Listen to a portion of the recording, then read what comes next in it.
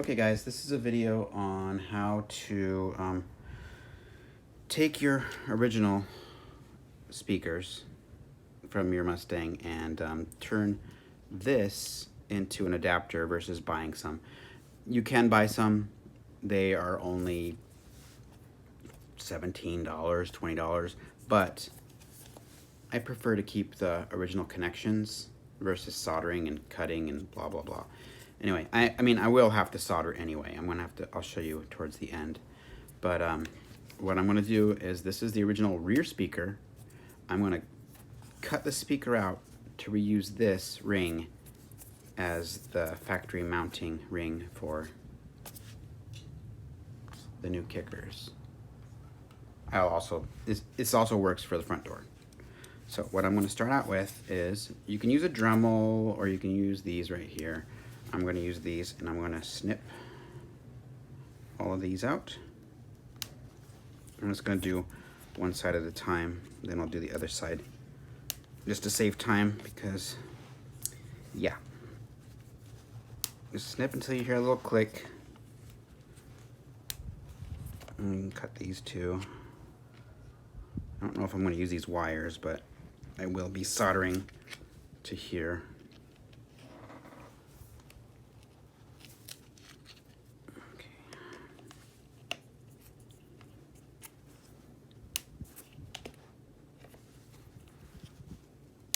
Okay. I'll do the other side. You should hear a pop and it will release. One. Not really good left-handed, so that's why I saved this for last. There's no need to clean up the cut because you're not going to see it. It's not even going to interfere with the other speaker.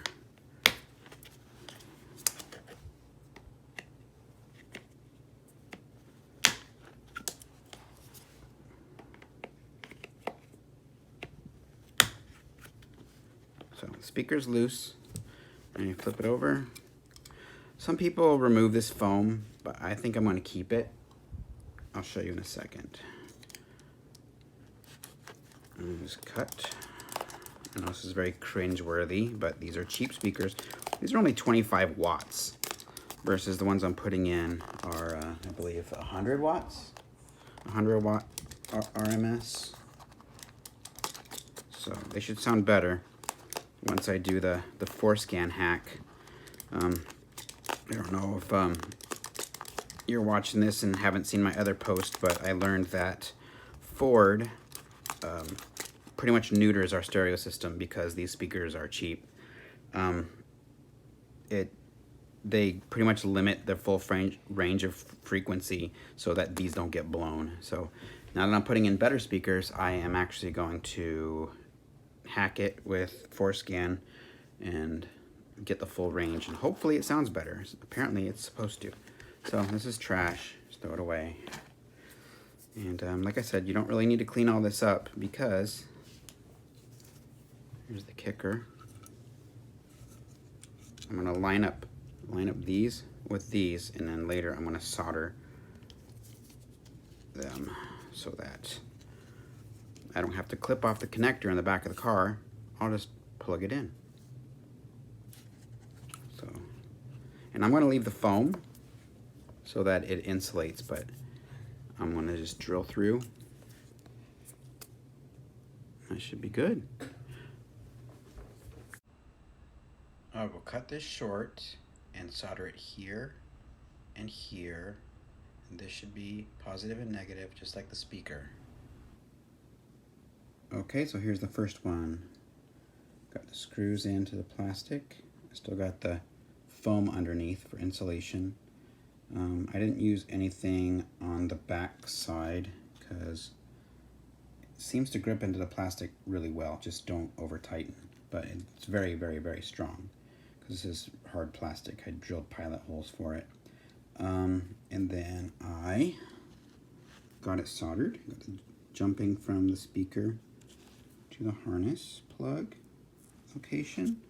I'm not the best at soldering, so it doesn't look pretty, but it doesn't need to look pretty. It just needs to stay. Awesome. Okay, this was the front speaker. They're a bit different than the back.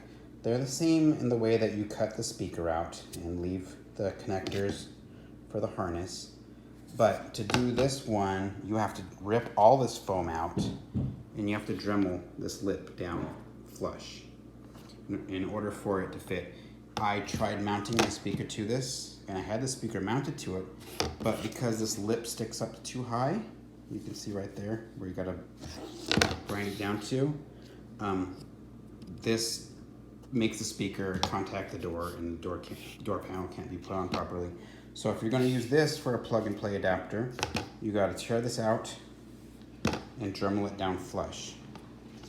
And also, I also wanted to say, I didn't get a picture of it because the speakers are already installed, but after I screwed the speaker down, I had to Dremel the back of the screw off a bit. Oh wait, no, that was for the adapter that I used. So you might have to Dremel the tip of the screw off, I'm not sure.